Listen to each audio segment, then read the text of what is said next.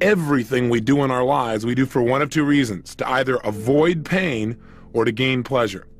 If you are sabotaging yourself in any area, and we're going to talk about this again and again, it is simply because you believe at some level of your thinking, subconscious thinking, if not conscious thinking, that this situation that you're getting involved in, the accumulation of additional capital, is going to lead to more pain than pleasure.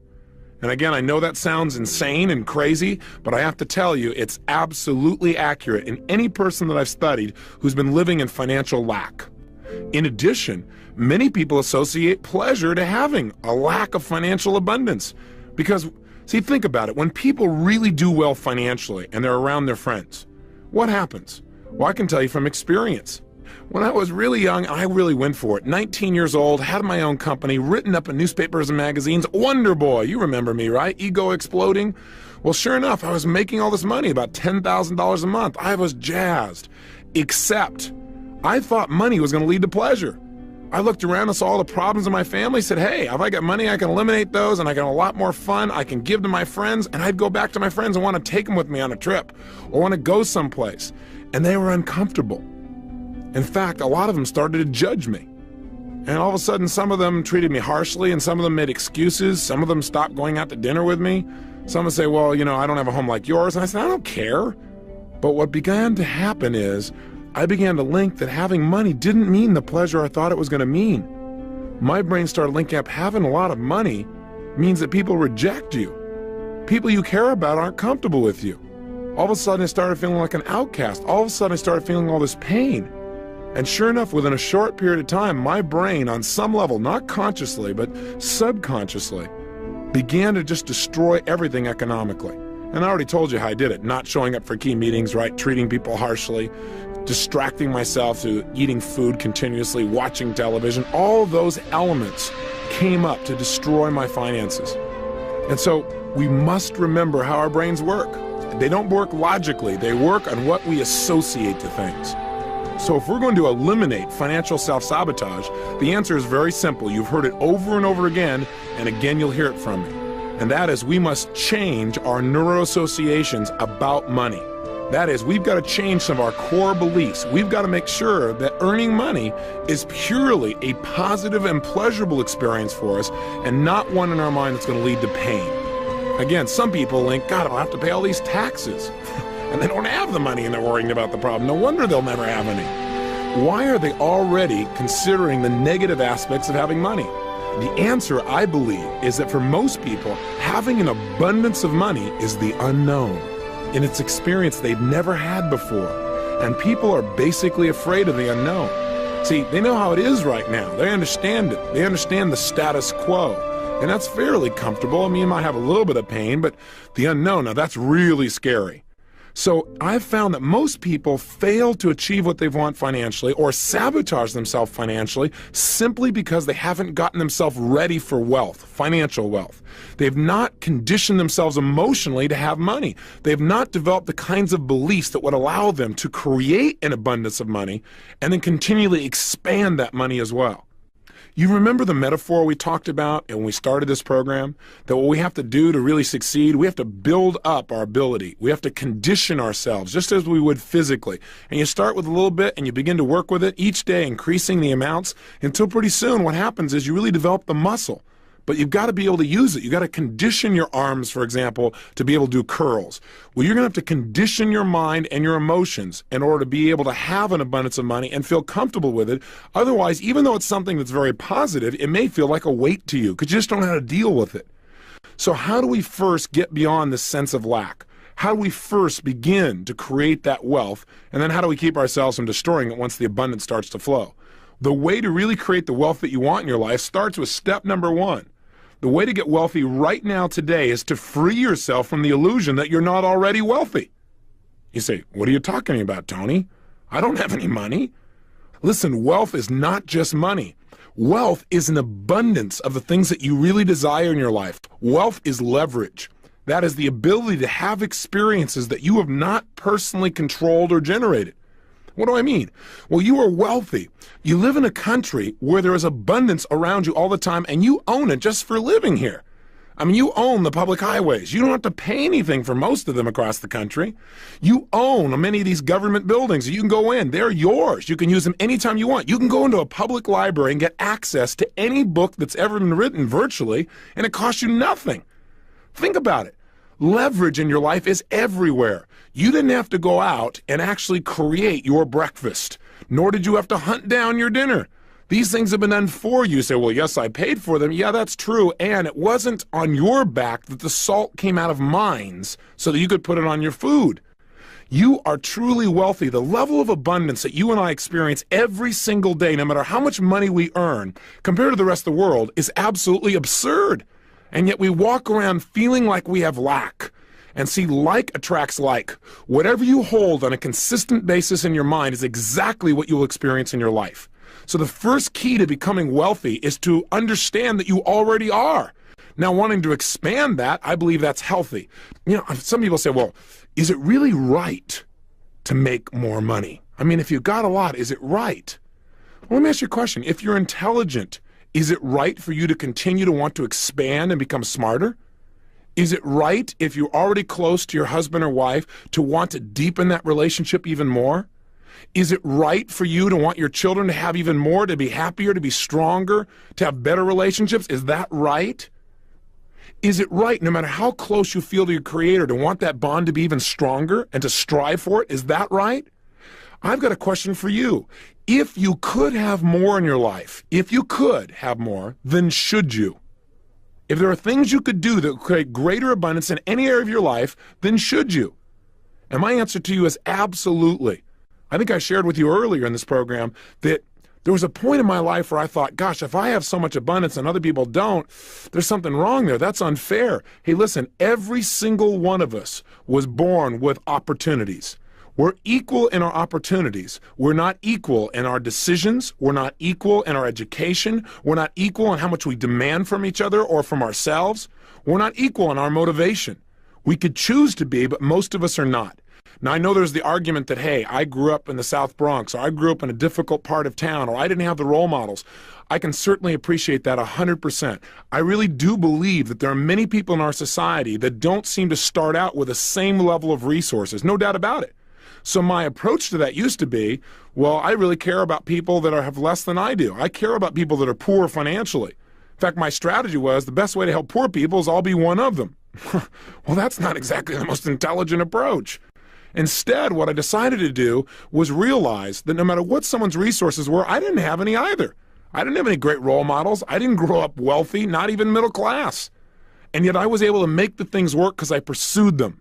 And no matter where I've looked in the country, no matter how horrible the environment, there are a few people from that environment that somehow have made it work for themselves, mentally, emotionally, socially, spiritually, physically, and financially. So why did these people make it in spite of all the odds? The answer was not necessarily more talent or more ability, but that they were able to get access to their talent and ability because they had beliefs that empowered them in each of these areas, including financial. I mean, that's really what it comes down to. Your finances will not change until your core beliefs change. Trying to turn around financial sabotage simply by working harder, by the way, will not work. The reason is you'll work harder and your beliefs like this rubber band.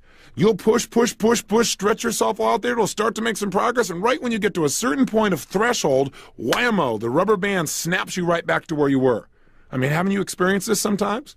The only way to break through is get rid of the rubber bands. Expand your picture of your life financially so that what's happening is you're on a road you're always building and one that's always expanding. In addition, you must believe that by building your road, what you're also doing is creating a way for others to travel to their dreams as well simultaneously. So since it starts with our own beliefs, we got to remind ourselves what beliefs are. Beliefs are nothing but a feeling of certainty about what something means. So again, if you've got limiting beliefs, it just means you've got beliefs, you have a feeling of certainty that having money is going to be more painful than not having it. That having an abundance of money is going to be more painful than not having an abundance. Yeah, you can get by and it'll be okay. You've got to change that. How do we do it? Well, one, the easiest way to change anything is to link pain to the thing we want to change. In other words, link in our own minds that if I don't change this belief system, it's going to cost me so much, it's going to hurt so bad, that your brain says, I'll do anything to get rid of that belief, and then show your brain an alternative, one that by applying it, you'll have pleasure. Now, what most people do in life is sit around and hope that someday something magical will turn it around. Or again, they go out and just work harder and harder and harder, and they wonder why they still can't make it financially. No matter how much money they make, they always end up with more month at the end of the money. Maybe I was one of the lucky ones. Maybe I just have a low threshold for pain because I just couldn't take it. I found so much frustration in not being able to go certain places, not being able to be with certain people who are traveling, not being able to give some of the things I really wanted to give most to the people I cared about, not being able to have the lifestyle and the freedom of choice in terms of my time and my energy and the things that I was going to have in my life as well. It was so painful, so embarrassing, so frustrating that finally one day I said, I have had it. And that is a great place to get. Get to the place where you've had it, where you've gone through threshold, where you're not willing to do that anymore. But here's the key. When you realize you've got it, know what the reason is. It's because of your beliefs, and you need to go inside and shift them now. So how do we do this? I'm going to guide you through a 3 or 4 step process right now to eliminate self-sabotage in the area of finances forever. So let's go for it. Get your success journal or pull over the car now. This is the time. As you pull it out, here's what we're going to do. And if you need to, stop the tape and come back to me. You have 30 seconds. Go! Welcome back. I again hope I'm welcoming you back. And you did turn off this thing while you went and got your success journal. You don't want to write on a scrap of piece of paper. Keep that thing with you. Okay? Good. Now here's what I'd like you to do. I'd like, if you would, to write down all of the pain that you presently experience in your life because you don't have the level of financial abundance that you truly deserve. In other words, what are you losing right now? What are you missing out on? What's it costing in your life not to have financial abundance? In other words, our goal here is to not just be intellectual, but to really get ourselves to experience once and for all a tremendous amount of pain from not having finances. So really go into your gut, go into your core and say, okay, what are the things I really want to do or be or share or create or give or make that I cannot do right now because I don't have financial abundance. I've got enough finances to get by, or I've got maybe even worse, you're comfortable. That's really a death rattle in terms of finances. But what are some of the things beyond that that you're missing out on? Maybe just the self-esteem of knowing that you can create as much as you want in an instant. What is it that you're missing out on? I'm going to give you about 2.5 minutes to do this. So please begin now.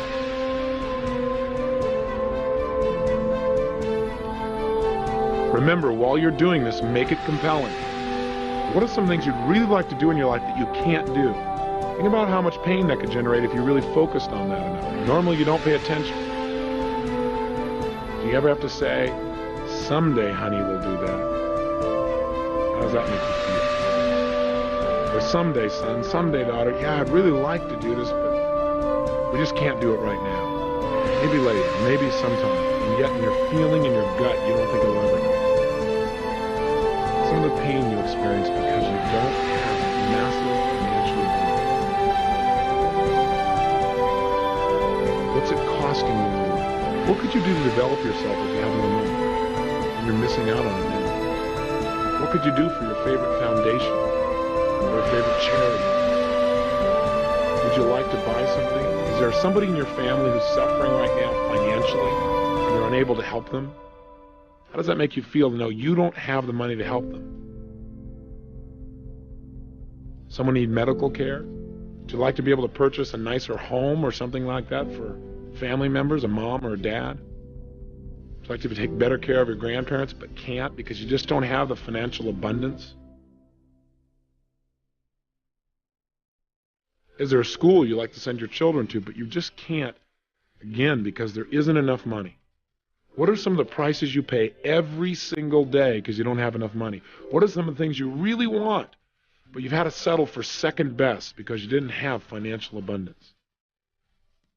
Is there a studio you'd like to build and you can't do that, so you got to go somewhere else?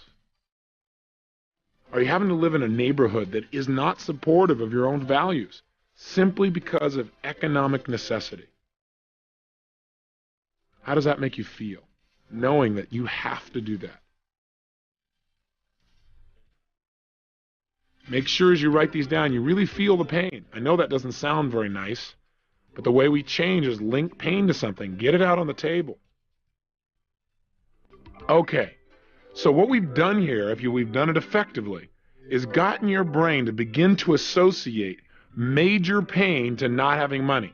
Now you might say, well, Tony, I already had that. Well, maybe, but maybe it was like you had one thought at a time. What we want to do is intensify the feeling of pain, so your brain will finally say, I've had it. No more. I've got to have money. So what's on your list? Is it compelling enough? When I have people do this many times, they'll tell me things like, well, gosh, not having money means I don't have time with my kids. Or not having money means I can't live with my son or daughter. Or not having money means I can't get them the kind of child care they really deserve, and I'm busy working too, and I don't know what to do. That's pretty strong pain. That'll get somebody motivated real quick. Remember, we'll do more to avoid pain than we will to gain pleasure, so put it on yourself. Some people say just the pressure of the bills themselves, that is so painful. Having people calling you up again and again saying, hey, you got to handle this thing. That does it for some people by itself. Or maybe in this society where 1 out of 2 people end up in divorce, some people are having to support 2 households. And they think about the pain they have in that they can't have the lifestyle they want because they can barely take care of themselves after taking care of somebody else.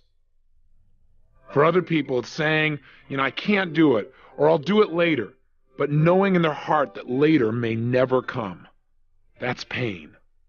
Or maybe for you, it's just the pain of knowing somebody who really deserves help, and you just can't do it because you don't have the money. Or maybe it's the inability to travel or visit the places you'd really like to, or maybe visit some people. I know some people have made on their list things like, I just don't have the money to even go visit the grandparents who are about to pass away. I know I need to be there, but I just can't because I'm busy and I have to keep working, or because I don't have the money to even get there. Again, this is not negative. This is the most positive thing you can do to yourself. Creating pressure on yourself, massive pressure, where not having money hurts, will make your brain want to change. That's the only way you'll get rid of the sabotage. Does that make sense? So let's go to the second stage. The second stage is, let's just find out what you think of when you think about money itself. So now I'm going to only give you about 60 seconds. But in these 60 seconds, what I'd like you to do is, back in your success journal, just write down anything you think of that you associate to money. If I say to you money, or a lot of money, I want you to write down what pops up in your head. Just write down singular words that you associate to money. So you've got 60 seconds. Please begin now. Go for it. Okay, time. So what's on your list? Well, I'm not sure what's on yours, but I decided to try this with the engineer here in the studio. And he came up with some things like this. He said that he has freedom. He associates to money time with loved ones, associates to money less stress, less bills, safety, and stress reduction in the form of entertainment. Somebody else here has on their list freedom of movement, security, giving, peace of mind, hard work, the burden of responsibility, lifestyle, wider social latitude. Interesting. What's on your list? Now, when you look at your list, is it mostly positive or mostly negative? What I've found is when I have people do this, it depends on the individual, but oftentimes I get a lot of positives. On most of these lists, both these lists seem to be primarily positive. They think about money and there's these positive things. They associate pleasure. And you say, Tony, then why would somebody sabotage if they only associate pleasure? Well, let's try another approach and dig a little deeper into your brain. Let's see if all your associations really are positive. Here's what I'd like you to try. For the next 2 minutes, I want you to write down the things you remember hearing growing up about money. In other words, what were you taught about money, both explicitly and implicitly, by what people told you, like, for example, in your family, your mom, your dad, etc. What are some of the phrases you remember hearing? Jot them down now. You have 2 minutes, beginning now.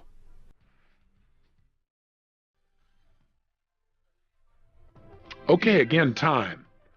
So my question is, do you notice any conflicts here? Well, I don't know what's on your list, but if I were to take the sampling I have here in the studio, it's rather interesting.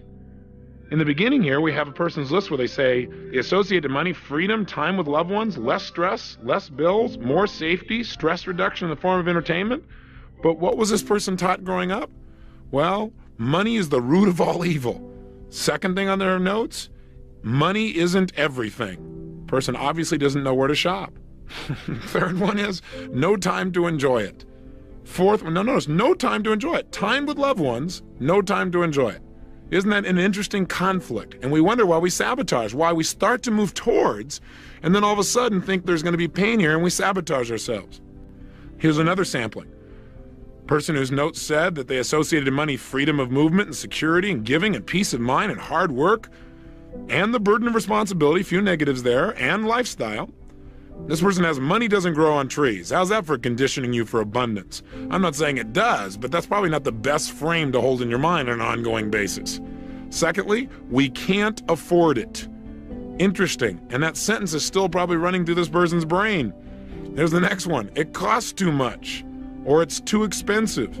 Here's the next thing on this gentleman's list. Take care of pennies, and the dollars will take care of themselves. Now let me ask you a question. How do you feel about taking care of pennies? Does that really create pleasure for you? You think your brain says, oh man, I'm gonna take care of all these pennies so I get a few dollars. Whoa, I highly doubt it. Here's my point. You wanna know why people are sabotaging? Check out the massive contradictions here. On the one hand, the person associates to money primarily positive experiences, yet on the other, everything the person was taught growing up is it's gonna be painful. Think about that.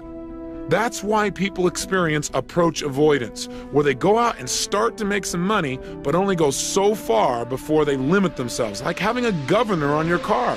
You put your foot on the accelerator, you start going a certain pace, but that's the highest you're gonna go. See, that governor is all the things you were taught in the past, those old beliefs. Now, how do we eradicate them? Again, we associate enough pain to them. Think about it.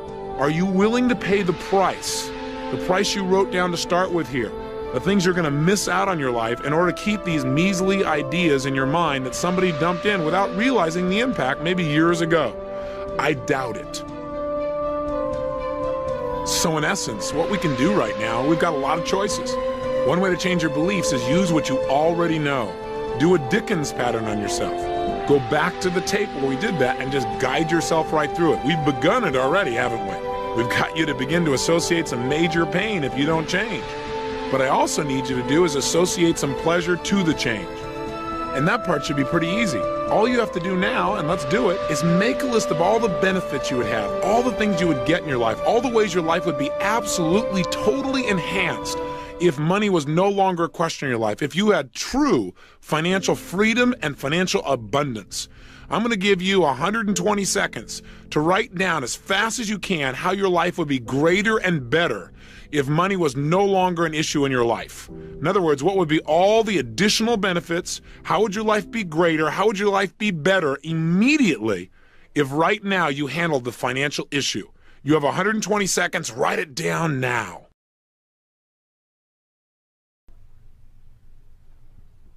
All right, time again.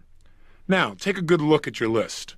This should be a whole list of things that as you think about them, imagine if all of these things you wrote down were actually part of your regular daily reality. How would that make you feel?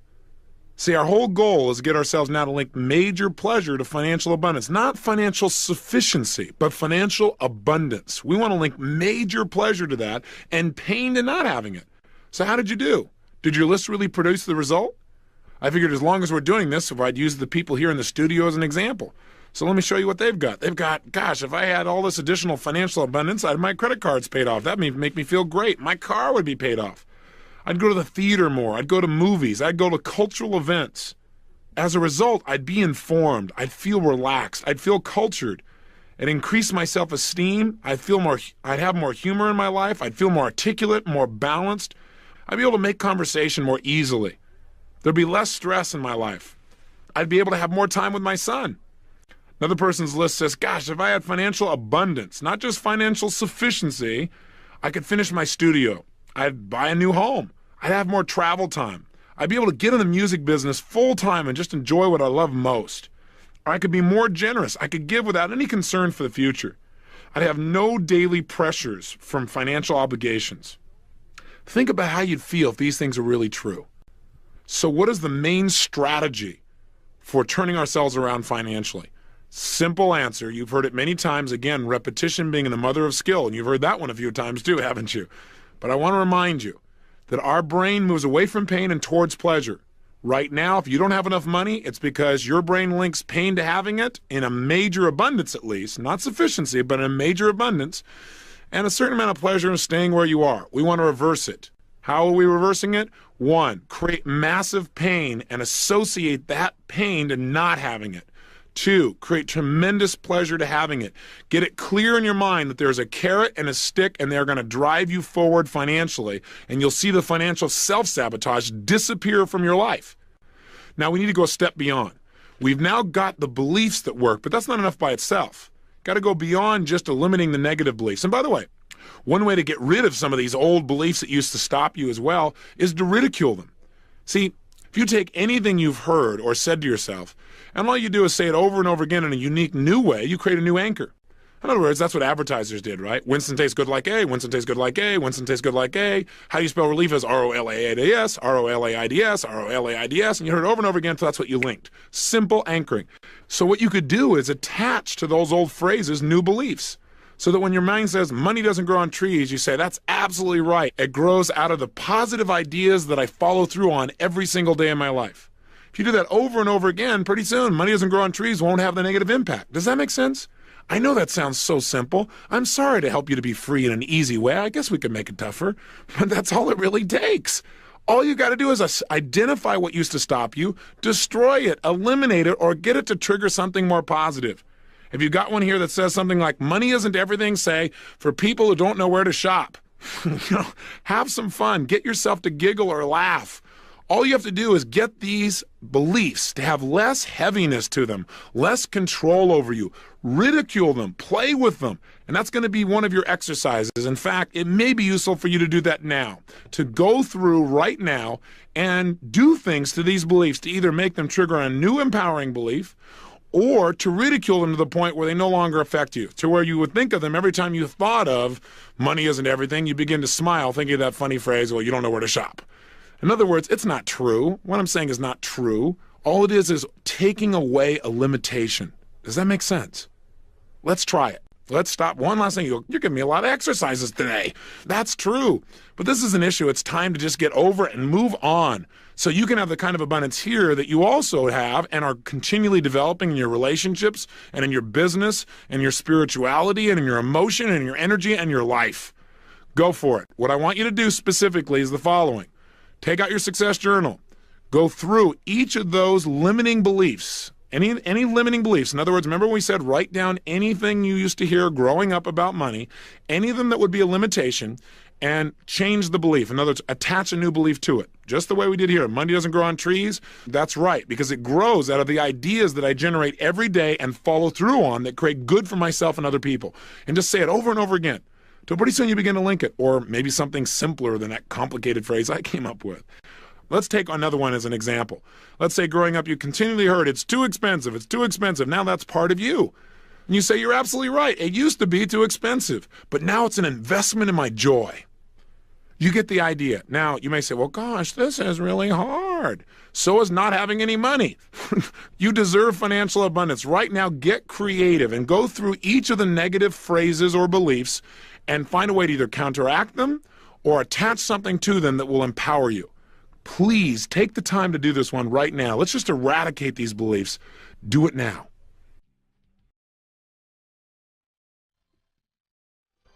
Okay, time is up. So let's continue here with the people in the studio and see how they've done. This gentleman's list used to say money is the root of all evil. Now it says, in the wrong hands, money is the root of all evil, but I am a responsible and sensitive person. Very nice. Next one is, money isn't everything, but added to my other qualities, it'll do a lot of good for me and those I really care about. Fabulous. Here's another example. Money doesn't grow on trees, but it grows out of my acting on my creative ideas. I can't afford it. We can't afford not to expand our financial resources and share them with others as well. Take care of the pennies and the dollars will take care of themselves. If I take care of the pennies, my focus is way too narrow. If I take care of the opportunities that exist around me right now and give great service, the dollars will multiply massively. I have no time to enjoy money. I have had no time to enjoy money in the past, but I'm now learning to delegate and I'm working smarter every day. These are fabulous examples. That's what you need to do for yourself as well. Free yourself from your old beliefs. Finally, on today's lesson, let's take a look at what are some of the specific empowering beliefs that you might want to add to your repertoire, now not just to get beyond financial self-sabotage, but to really ensure financial freedom. Here are a few of the beliefs that I've modeled from people that are extremely successful financially, and some of my own that have really assisted me as well. Number one, money is nothing but a measure of the value that I create for other people. The more I give to others, the more money I receive on an ongoing and consistent basis. Number two, my belief is in order to become wealthy, I need only two things. One, every single day, live in an attitude of gratitude. That is, feel incredibly grateful for the wealth that I already have in my life, in my friends, in my family, and the environment and where I live, and my work, and everything around me. See a sense of possibility and feel the abundance that is my life. That will create more wealth without me doing anything else. Like attracts like, water seeks its own level. You've heard these phrases, burnt out as they may be over and over again, but they are true. In addition, if you truly want to be wealthy, learn to consistently focus on how to give much more to others than you expect back. And by the way, it's impossible. The more you give, the more you're going to receive. Now you might say, well, Tony, this doesn't work for me. I tried it with John Smith. You know what I did? I gave. He gave me nothing. Well, guess what? See, it doesn't always come back from the person you gave it to. Sometimes they just take. You're right. I have no argument with that. But I'll tell you something, you got to open your eyes. You got to start paying attention because it's coming back to you from somebody else somewhere. And if it hasn't already, it's on its way. You got to trust and you got to know that that's true. By living with those kinds of beliefs, you will attract the kind of wealth that you deserve. How do you make certain that you develop it in your life? Besides eliminating the sabotage, you do what we talked about in the 7 wealth wounds. An abbreviated look of that might look something like this. 1, decide exactly what you want financially in terms of abundance. Remember we talked about developing a number that was going to be a must for you. Not financial sufficiency, but true financial abundance. More than enough. Avalanches of abundance. That's what we're talking about. Make a decision. Because you got to remember, whatever you focus on consistently, you will get. So if you're always focusing on getting by or how to pay your bills, that's what you get. If you focus on massive abundance, that's what you'll have too. And as long as, in your mind now, having massive abundance is something good. Having massive abundance is not negative, it's not guilt, it's not problems, it's not pain. It is pleasure to be and do and create at the level that you are as a spiritual and successful human being. 2, daily condition your mind for wealth, so that your brain is looking for opportunities to succeed financially. Remember the metaphor we talked about when we talked about setting goals? Where you buy a car, or you buy a particular outfit, and once you have it, all of a sudden, everywhere, you start noticing everybody who has that car, noticing that outfit. Well, there's a part of your brain called the reticular activating system. It's the part of your brain that determines what you pay attention to. You recall earlier we said that human beings are deletion creatures, that we don't pay attention to most of what's going on around us. We only pay attention to a small band of our experience. Our goals, our mental conditioning tells the RAS, the reticular activating system, what to pay attention to. The RAS is like a policeman. It determines what's going to get through to your conscious awareness and what's going to be screened out. So when you daily decide what you want and condition yourself to look for opportunity, it's like all of a sudden you see that car everywhere. All of a sudden you see those clothes everywhere. All of a sudden you will see places that cash in financially when you've now made the decision to condition your mind to attract wealth. How can you do it? Well, for years, I started using affirmation for myself. Now you might say, well, didn't you say affirmations aren't that great? No. I said that you got to make sure that if you're going to use an affirmation, you do it with some real physiology, that you really change your state. And I read all kinds of books on attracting wealth. And I found this in one of those books, and I really liked it. And so I said it over and over again. But again, saying an affirmation means nothing unless you generate feeling. And before I give you this affirmation, I want you to know that it's not meant to be religious in any way. I do want you to know that I do believe in a creator. I call it God. You may call that something else, and that's fine. But I believe that you and I have this privilege called life because something or someone has given it to us, something greater than our conscious awareness. And when people tell me, well, I don't believe in a God, I'm an atheist, my view to them is I like to ask them a question. I said, so you're trying to say to me that everything we see, the earth, the plants, our environment, this solar system, this universe that all works with absolute precision is all the result of things just falling together? That's like saying Webster's dictionary is the result of an explosion in a print factory. I mean, come on. There's got to be something more. But let me just tell you how I condition my mind for wealth. I believe that we can tap in. We can attract more in our lives when we connect ourselves mentally and condition ourselves for that abundance. So what I say to myself is this: God's wealth is circulating in my life. His wealth flows to me in avalanches of abundance. All my needs, desires, and goals are met instantaneously, for I am one with God, and God is everything. And I would say this to myself over and over and over and over again. I would go run down the beach for a couple of miles, saying this to myself with all the intensity of feeling I could generate. That's one of the major reasons I believe that in 12 months I went from totally broke to $1 million net worth, because I didn't just hope. I created a level of certainty in my body that total financial abundance was a part of every cell, every thought, every feeling, and things began to jump out at me, and I began to attract them.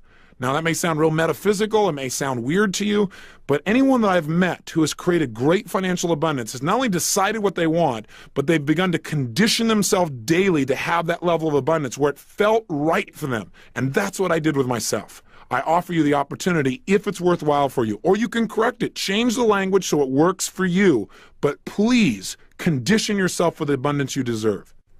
Step 3. Get some role models. Find out what to do and get yourself a great vehicle. One way to get a vehicle is sit down and write down what is it you love to do most in the world. Because see, I think financial abundance comes from doing what you love most, doing it massively, and making sure that in your doing it, it creates tremendous value for other people. If you do those things effectively, you're going to have financial abundance. So if you're looking for a vehicle, what do you love to do most, number one? Number two, how could you do it in a way where other people would benefit and be willing to make an investment to take part in something that you love? I mean, that's what I've had the good fortune of doing by asking that question. Question 3 is, how could you do it massively so you could reach tons of people and make a major difference and hopefully get paid well in the process? And then fourthly, how could you do it intelligently so that once you've done all this stuff and you've worked so hard and you've helped those people, there's something called profit when you're done?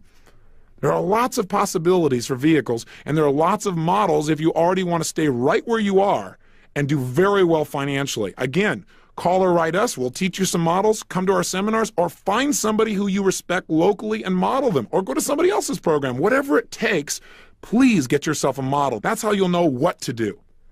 4, make sure that on an ongoing basis, you experience yourself as a giver.